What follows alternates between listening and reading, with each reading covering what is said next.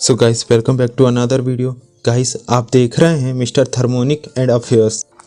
Guys जैसा कि हम जानते हैं कि पाकिस्तान ने आज़ादी के बाद से ही पार्टीशन के बाद से ही हम भारत को हमेशा मुख्य दुश्मन की तरह देखा है और हमारे प्यारे भारत पर आहत करने के लिए आतंकवाद का सहारा लिया, तुष्टीकरण की राजनीति करी, जिसका परिणाम ये रहा कि आज पाकिस्तान पूरे वर्ल्ड में भीख मांगने को मजबूर है। अब ऐसे समय में अपनी जनता को खाना देने के लिए क्या पाकिस्तान अपने हथियारों को बेच रहा है? गाइस पिछले कुछ दिनों में अखबारों में आपने एक खबर ज़रूर सुनी होगी जिसमें कहा गया कि पाकिस्तान साइप्रस, चेक रिपब्लिक और रोमानिया के साथ यूक्रेन की मदद कर रहा है और उसे हथियार सप्लाई कर रहा है, जिसे रसिया ने भी अपोज किया था और पाकिस्तान को रशिया और पाकिस्तान के संबंध के साथ साथ घातक परिणाम के लिए तैयार रहने का संकेत दिया। पर बदले में पाकिस्तान ने हमेशा की तरह इस बात को स्वीकार करने से मना कर दिया कि वह यूक्रेन की मदद कर रहा है, उसे हथियार सप्लाई कर रहा है। रशिया ने भी पाकिस्तान की बात पर यकीन किया और उसके साथ फूड एक्सचेंज को बरकरार रखा, उसे गेहूं की सप्लाई करी। पर हाल ही में वर्ल्ड न्यूज़ की एक हेडलाइन जिसने से हमें पता चला कि इस हेडलाइन के ज़रिए हमें जानकारी मिलती है कि पाकिस्तान यूक्रेन को हथियार सप्लाई कर रहा है, वो भी अमेरिकी फ्लैग को लगाकर। साथ ही सप्लाई रूट को डिस्कस करते हुए ये बातें सामने आती है कि सबसे पहले पाकिस्तान अपने वेपन्स को कंटेनर में भर के पोलैंड सप्लाई करता है, वह भी अमेरिकी फ्लैग को लगाकर। इस वेपन से भरे हुए कंटेनर की संख्या लगभग 230 के आसपास बताई जा रही है।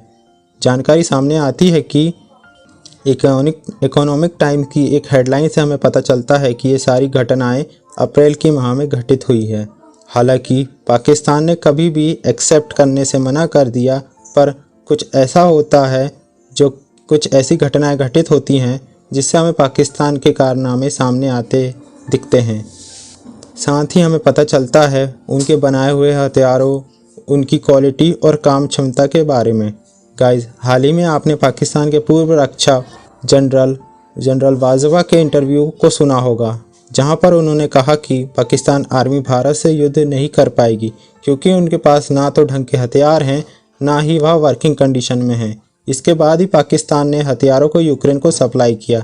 जब यूक्रेन की आर्मी ने हथियार जो कि पाकिस्तान के सप्लाई किए हुए थे उनके रॉकेट को यूज़ किया तो उनका कुछ कहना था कि पाकिस्तान के हथियार नॉट गुड क्वालिटी के नहीं हैं, नॉट ऑफ गुड क्वालिटी। उनका कहना था Pakistan rockets are not good quality, जिसकी कंप्लेन यूक्रेन ट्रूप्स कर रहे हैं। गाइस हाल ही में बीबीसी ने बखमुत फ्रंट में एक कमांडर का इंटरव्यू लिया।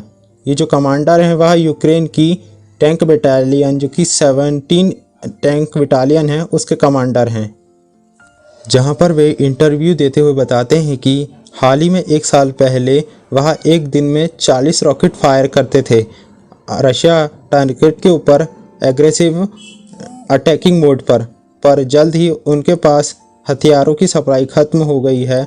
यहाँ तक कि हाल ये है कि उन्हें थोड़े से रॉकेट के साथ रशियन टारगेट पर अटैक करना पड़ रहा है, वह भी छिप कर, यानी गोरिल्ला वॉरफ्रंट का यूज़ करके। साथ ही उन्होंने अपनी और काफ़ी सारी परेशानियों को साझा किया, जैसा कि उन्होंने बताया कि वैसे भी उनके पास रॉकेट कम है और जो वे हैं वह उनका यूज़ कर रहे हैं, वे रॉकेट भी टारगेट को हिट नहीं कर पाते। अब जब उनसे इस चीज़ का रीज़न पूछा गया तो वह बताते हैं कि यूक्रेन फोर्सेस के जो आर्म्स है वह चेक रिपब्लिक और रोमानिया और पाकिस्तान से सप्लाई हो रहे हैं। साथ ही वह बताते हैं कि जो रॉकेट्स और आर्म पाकिस्तान ओरिजिनेट हैं, यानी जिन्हें पाकिस्तान बनाता है, वह अच्छी क्वालिटी के नहीं है, जिसके कारण उन्हें रशियन टारगेट को हिट नहीं कर पा रहे। साथ ही यूक्रेन कमांडर उन्हें बताते हैं कि वह इन सब चीज़ों से फ्रस्ट्रेट हो चुके हैं। ऐसा इंटरव्यू यूक्रेन कमांडर बीबीसी को देते हैं और हथियारों की कमी को जाहिर करते हैं। और जब ये सारी बातें बाहर आती है तो पाकिस्तान से सवाल किया जाता है कि क्या वह यूक्रेन के फोर्सेस को हथियार सप्लाई कर रहा है, तो पाकिस्तान की स्पोक पर्सन हमेशा की तरह बेशर्मी दिखाते हुए कहती हैं कि वह कंट्री है जो टेररिज्म से प्रभावित हैं, वह टेररिज्म जो कि भारत पाकिस्तान में फैला रहा है। यानी यह बात सीधी है कि जिसे कोई भी आम इंसान समझ सकता है कि किस तरीके से टॉपिक को बदला जा रहा है।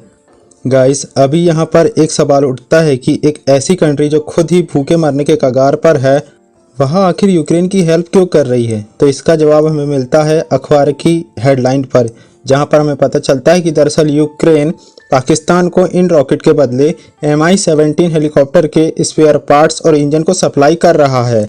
इस तरह की एक्सचेंज डील इन दोनों कंट्रीज़ के बीच चल रही है। वहीं हम Mi-17 हेलीकॉप्टर की बात करें तो इस हेलीकॉप्टर से रिलेटेड फुल इन्फॉर्मेशन के साथ मैं एक वीडियो बनाने वाला हूं, जिसे मैं अपने news channel thermionic with war में अपलोड करूंगा। यहां पर हम इस हेलीकॉप्टर की बनावट के बारे में कुछ बेसिक चीज़ों को डिस्कस करते हैं। जैसे कि इस हेलीकॉप्टर की लंबाई है 8.46 मीटर, ऊंचाई 5.65 मीटर।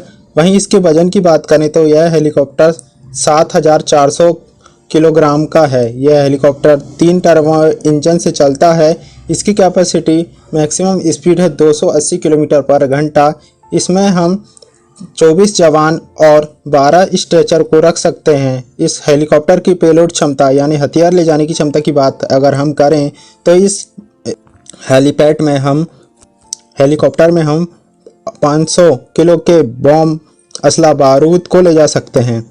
इस हेलीकॉप्टर को सोवियत यूनियन यानी रशिया ने बनाया था, जिसके मॉस्को के एक प्लांट में डेवलप किया गया था। वहीं हम बात करें वर्ल्ड की तो वर्ल्ड में लगभग 12,000 से ज़्यादा Mi-17 हेलीकॉप्टर होने की संभावना व्यक्त की जाती है। साथ ही 60 देश ऐसे हैं जिनके पास Mi-17 हेलीकॉप्टर है और वह इसका यूज़ करते हैं।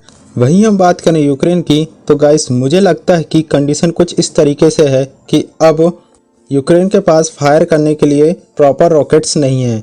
वह अब अटैकिंग मोड से डिफेंसिव मोड में आ चुका है। साथ ही कुछ अखबारों के हेडलाइन को पढ़े हम तो यह साफ कह रही हैं कि पाकिस्तान रॉकेट ने यूक्रेन फोर्सेस को बखमुद वॉरफ्रंट में अपंग सा बना दिया है। ये वही वॉरफ्रंट है जहां पर रशिया और यूक्रेन की आर्मी आमने सामने होकर युद्ध कर रही हैं। एक तो हथियारों का कम होना और जो हथियार हैं उनकी भी बेकार क्वालिटी का होने के कारण यूक्रेन की आर्मी को हार का डर सता रहा है। इस बात में कोई शक नहीं है कि युद्ध को हम आदमी के ज़रिए भी जीतते हैं, पर बिना अच्छे हथियार के यह जंग जीतना असंभव सा प्रतीत होता है।